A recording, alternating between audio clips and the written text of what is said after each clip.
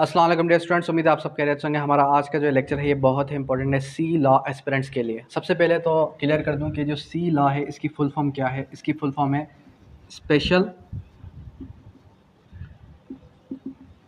Equivalence exam.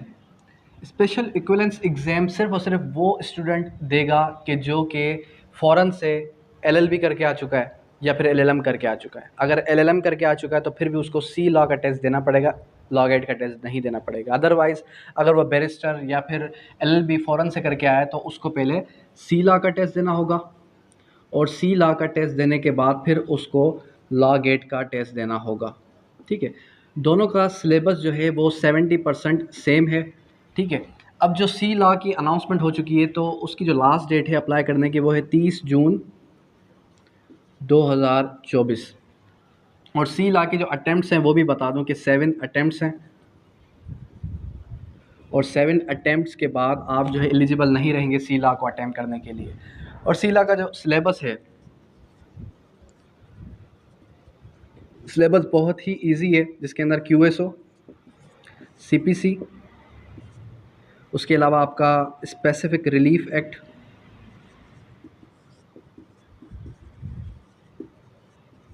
Specific relief act के अलावा फिर आ जाता है आपका क्रिमिनल लॉ, क्रिमिनल लॉ के अलावा फिर आ जाएगा आपका कॉन्स्टिट्यूशन, फिर जूरिस्प्रूडेंस। ठीक है, अब यहाँ पर आपने फोकस करना है क्यूएसओ, सीपीसी और स्पेसिफिक रिलीफ एक्ट। बाकी जो हैं आपके इसके भी 20 हैं, जिसके अंदर पीपीसी, सीआरपीसी, इसके भी 10 मार्क्स हैं, बाकियों के 5 मार्क्स हैं। तो आपने फोकस किस पे करना है? फोकस करना है क्यूएसओ, सीपीसी और स्पेसिफिक रिलीफ एक्ट। इन पर अगर आप फोकस करेंगे डेट मीन्स के 60%, बहुत ही ईजी है कि 60% आप जो है 3 सब्जेक्ट से 60% उठा रहे हैं। 60% डेट मीन्स कि अगर आप इसमें अच्छे से अच्छी भी तैयारी करें तो 55 तो आप ऑब्टेन कर जाएंगे। बाकी जो आपका सिलेबस है उस सिलेबस पे आप जितना भी टाइम दे दें उसमें से आपको 20-25 मिल जाएंगे। डेट मीन्स कि सी लॉ का पोर्शन इतना कोई टफ पोर्शन नहीं है। और अगर आप में से कोई भी स्टूडेंट हमारा बैच ज्वाइन करना चाहता है तो वो गिवन नंबर पर कोऑर्डिनेट कर सकता है। ठीक है, गिवन नंबर पर कोऑर्डिनेट करने के बाद जो है उसको एक बैच जो कि गोल्डन बैच के नाम से बैच होगा और गोल्डन बैच में ऐड करने के बाद उसको कंप्लीट स्ट्रेटेजी पता चलेगी, किस स्ट्रेटेजी के साथ हम जो है प्रिपरेशन करवाते हैं, और उसको 100% पासिंग गारंटी भी दी जाएगी। और 100% पासिंग गारंटी डेट मीन्स के अगर कोई स्टूडेंट इस टेस्ट में पास नहीं होता तो उसको next session free of cost दिया जाएगा, उससे दोबारा किसी किस्म की कोई भी फ़ीस चार्ज नहीं की जाएगी। और बहुत ही सिंपल इसका पैटर्न है कि एमसीक्यूज़ टेस्ट की तैयारी हम कहाँ से करवाते हैं? हम करवाते हैं आपको तैयारी बेयर एक्ट से।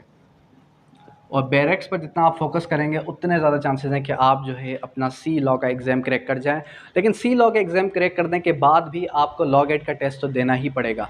ठीक है, तो दोनों में स्लाइड डिफरेंस कितना है? 70% जो सिलेबस है वो सेम है। अगर आप सी लॉ की अच्छे से तैयारी करते हैं तो आपकी लॉ गेट की भी तैयारी हो रही है। अगर आप लॉ गेट की अच्छे से तैयारी करते हैं तो आपकी सी लॉ की भी तैयारी हो रही है। और इसमें कोई हार्ड एंड फास्ट रूल नहीं है कि क्या कोई स्टूडेंट पहले सी लॉ देगा फिर लॉ गेट देगा। अगर कोई स्टूडेंट पहले लॉ गेट देता है और बाद में सी लॉ देता है तो भी कोई इतना बड़ा कोई ख़ास फ़र्क नहीं पड़ता, क्योंकि 2 लॉ गेट होती हैं, उसके बाद तीसरा जो है सी लॉ अनाउंस होता है। सी लॉ अनाउंस होने के बाद फिर जो है 2 बार लॉ गेट होती है और फिर सी लॉ अनाउंस किया जाता है। अंडरस्टैंड?